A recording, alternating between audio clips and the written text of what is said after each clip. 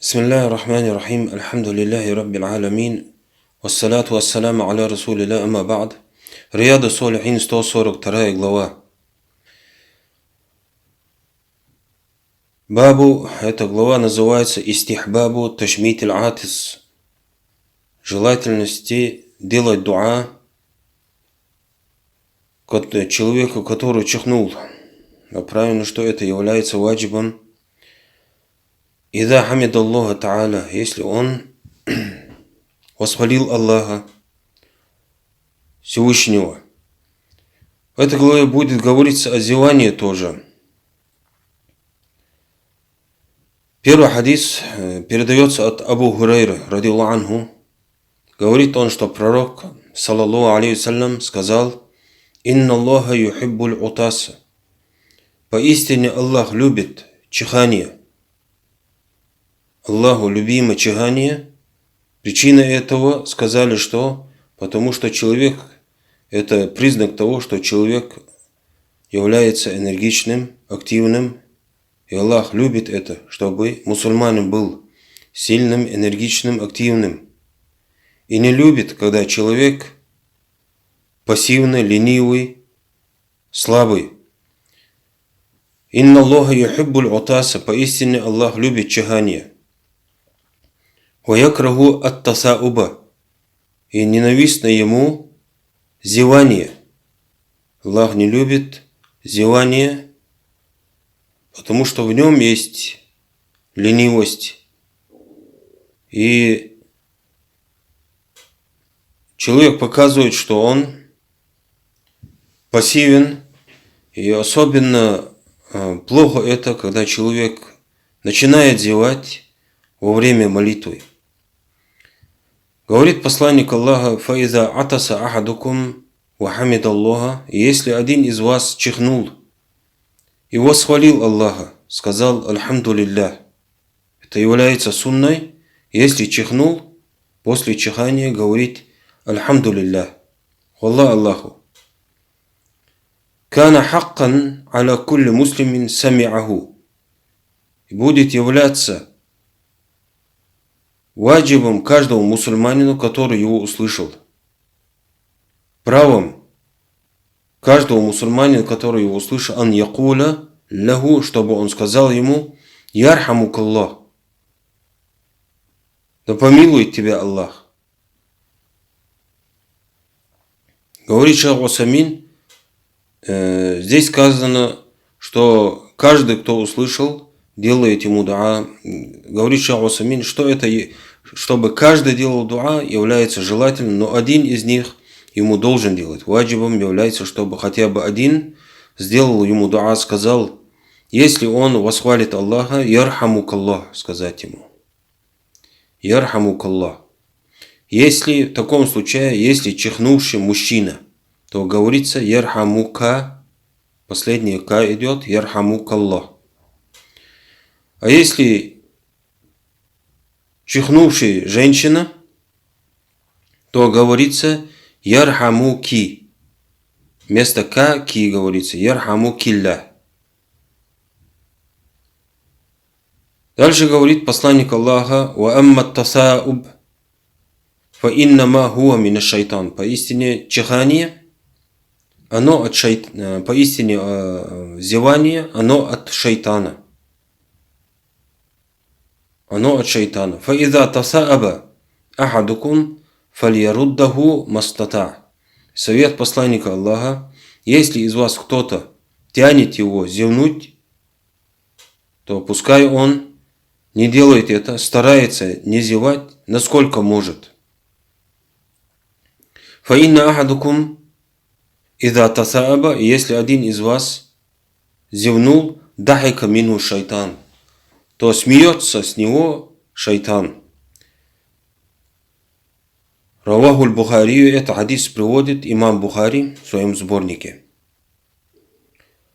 В этом хадисе далил на то, что любимое, то, что для Аллаха любимое, это чихание, когда чихает человек. А любимое для шайтана, когда зевает он. И должен человек, насколько может, не зевать и не радовать шайтана. своим зеванием. Второй хадис приводит тоже Абу Хурайра от пророка, саллаллаху алейхи. Говорит посланник Аллаха: «Ида атаса ахадукум фалякуль альхамду лиллях». Если кто-то чихнул из вас, пускай он говорит альхамду лиллях. Очень важно говорить это слово правильно. Многие мусульмане не могут его произносить. Например, говорят альхамдуллях. Если сказать альхамдуллях, это означает хвала – это Аллах. Это ошибочно. Правильно произносить его, разделять вот эти два слова. Альхамду, потом говорится не Аллах, а лиллях. Альхамду лиллях. А вместе, когда произносится, говоришь альхамду лиллях, сразу без остановок. Альхамду лиллях. И говорит посланник Аллаха: «Валякуль лаху ахуху». И пускай ему скажет его брат, тот, кто его услышал, «Ау суахибуху», или его товарищ, «Ярхамук Аллах», да помилует тебя Аллах, делает ему дуа. «Фаида каля лаху ярхамук Аллах», и когда он скажет ему «Ярхамук Аллах», да помилует тебя Аллах, «Фалякуль», пускай он ему ответит: «Яхдикумуллаху ва юслиху балакум». «Яхдикумуллаху», пускай поведет вас Аллах по прямому пути, означает хидая вам даст. «Ва юслиху балакум», и пускай исправит ваши дела. В этом хадисе говорится, что должен сказать. Что должен сказать тот, кто чихнул, альхамду лиллях. И если услышал это, и пускай он говорит альхамду лиллях, чтобы слышали люди. Отвечает ему его брат-мусульманин: «Ярхамук Аллах». Как мы говорили, если женщина, «Ярхаму киллях», говорится, тогда он не остается в долгу и отвечает ему: «Яхдикумуллаху ва юслиху балакум». Третий хадис передается от Абу Мусы, радиллаху анху, каля: «Сами'ту Расулуллахи саллаллаху алейхи вассалям якуль». Я слышал, как посланник Аллаха говорил: «Иза атаса ахадукум фахамидаллаха фашаммитуху». Если кто-то чихнул из вас и восхвалил Аллаха, вот это условие. Если он сказал альхамду лиллях фашаммитуху, то делайте ему дуа. Дуа, о котором мы уже говорили в предыдущем хадисе, сказать ему: «Ярхамук Аллах». «Фаин лам яхмадилляха», а если он не восхвалил Аллаха, «фаля тушаммитуху», то не делайте ему дуа. Он сам виноват, что ему дуа не делают. Во-первых, он не восхвалил Аллаха, не получил награду за это, за поминание. Во-вторых, и из-за этого не получил дуа от мусульман. Это хадис приводит имам Муслим в своих сборниках. Передается от Анаса, радиллаху анху, каля: «Атаса раджуляни инда набия саллаллаху алейхи вассалям». Двое мужчин чихнули у посланника Аллаха, саллаллаху алейхи вассалям, то есть они были рядом с ним. «Фашаммата ахадухума, валям юшаммит аль-ахар». Восхвалил Аллаха, то есть чихнули они двое, и посланник Аллаха сделал дуа одному из них, а второму не сделал дуа.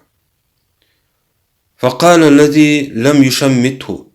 И тот, которому посланник Аллаха дуа не сделал, сказал: «Атаса фулянун фашамматтаху». И ты сделал ему дуа: «Ва атасту фалам тушаммитни». И я тоже чихнул, и не сделал ты мне дуа. «Факаля», сказал посланник Аллаха: «Хада хамидаллаха». Этот, то есть твой товарищ, он восхвалил Аллаха. «Ва иннака лам тахмадиллах». А ты Аллаха не восхвалил. И это причина.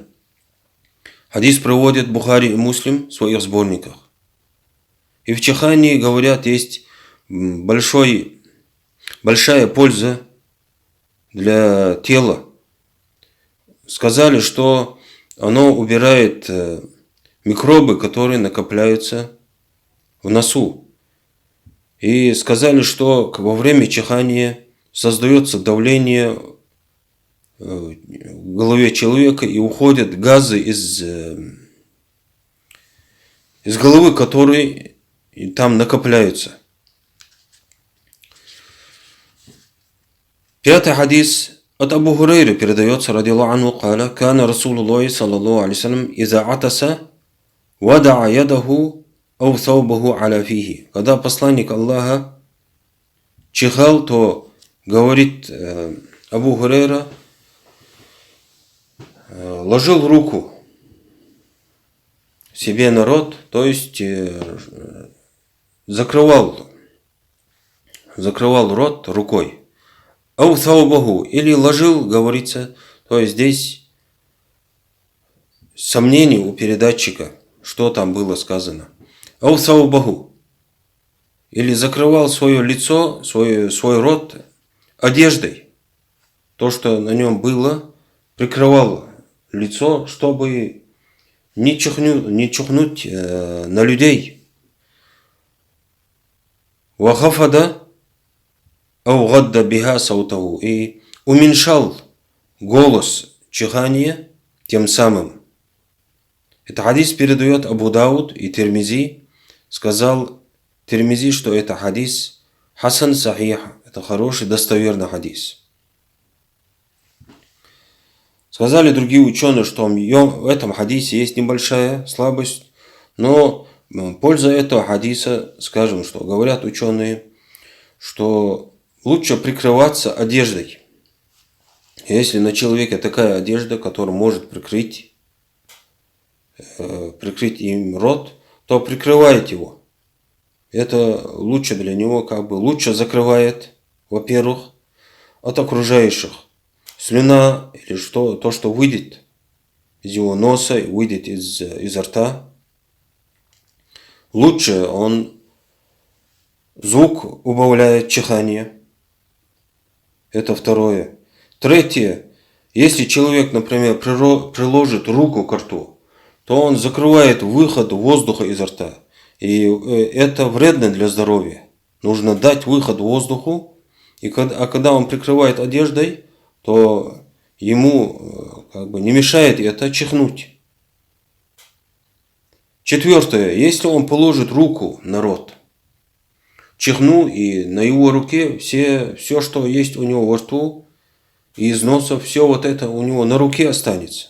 И потом, быть может, он с кем-то здороваться будет этой рукой. И люди это видят, что у него на руке вот это попало. И им тоже неприятно это. Или особенно, например, они сидят за столом, чихнул он, руки приложил и чихнул на руки. И потом берет из общей, например, тарелки какую-то еду. Это делает неприятно людям, которые вокруг него. И лучше прикрываться одеждой. Но если уж не было у него чем прикрыться, и прикрылся руками, то пойдет и помоет свои руки. Потом некоторые тоже делают ошибку, когда он сидит среди людей и чихает, резко отворачивается, чтобы не чихнуть на других людей. Отворачивается, и у него голова и шея находятся в нехорошем положении тогда. Свернутая шея у него. И во время чихания резко выход воздуха бывает изо рта у него, из легких, и у него шея, и трахея, все это повернуто, и это опасно, говорят, для здоровья человека.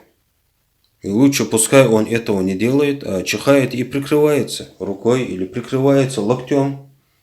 Тоже очень удобно это делать, прикрыться локтем. Шестой хадис передается от Абу Мусы, радиллаху анху, قال كان اليهود يتعاطسون عند رسول الله صلى الله عليه وسلم. Говорит Абу Муса Аш'ари, что иудеи чихали у посланника Аллаха, саллаллаху алейхи ва саллям. делали это специально. Ярджуна ан якуля лахум ярхамукумуллах. Чтобы посланник Аллаха надеялись, хотели, чтобы посланник Аллаха сказал им, сделал им дуа ярхамукуллах. Да помилует вас Аллах. Фаякулю, но посланник Аллаха им говорил, яхдикумуллаху ва юслиху балакум. Пускай Аллах направит вас, даст вам хидаю и исправит ваши дела.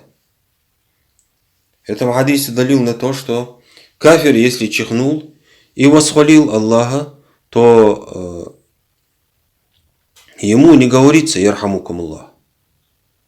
Если он чихнул и скажет «Альхамдулилля», то говоришь ему «Яхдикумуллаху ва юслиху балакум». Хадис приводит Абу Дауд и Тирмизи, сказал, что это хадис достоверный. Последний хадис в этой главе, хадис номер 7, передает его Абу Саид Аль-Худри радиллаху анху, «Кала Расулуллахи саллаллаху алейхи вассалям», «Ида, сказал посланник Аллаха, ида тасааба ахадукум, если один из вас зевает, фальюмсик биядихи аля фихи, то пускай он закроет свой рот, рот закроет рукою, прикроет его. Фа инна шайтана ядхулю, поистине шайтан заходит у него, может зайти ему рот, и надо ему в этот момент, приказывается ему закрыть его. Неважно как закрыть, не пришло, прикрывает он рукой его, или ладонью, или обратной стороной. Запрета в этом нету. Можно использовать и правую руку, и левую руку. Не пришло в этом далило, что нельзя какую-то руку, запрещено. Запрещено какой-то рукой его прикрываться. Это был последний хадис. Ва ахиру да'вана, алхамдулиллахи раббил аламин.